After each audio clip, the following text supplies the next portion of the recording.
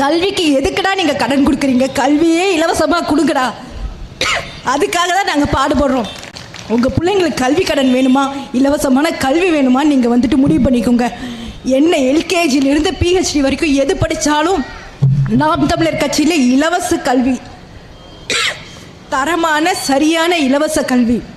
இதுக்காக இல்லை, நீங்கள் திராவிடர்கள், நீங்கள் திராவிட ஆட்சிக்கு நீங்கள் மறுபடியும் சப்போர்ட் பண்ணிங்கன்னா உங்கள் குழந்தைங்க போய் கல்வி கடனுக்காக லைனில் நிற்பாங்க. பார்த்துக்குங்க, நீங்கள் முடிவு பண்ணிக்கோங்க. உங்கள் கையில் உங்களோட ஒரு ஓட்டு என்ன மாற்றும்னு நீங்கள் நினச்சிங்கன்னா அட்லீஸ்ட் உங்கள் குழந்தையோட எதிர்காலத்தை என்னாச்சு மாற்றும்.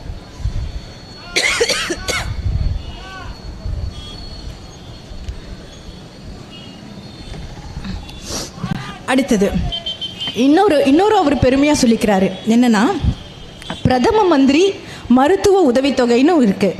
அதில் வந்துட்டு ஒரு எம்பியும் மூணு பேர்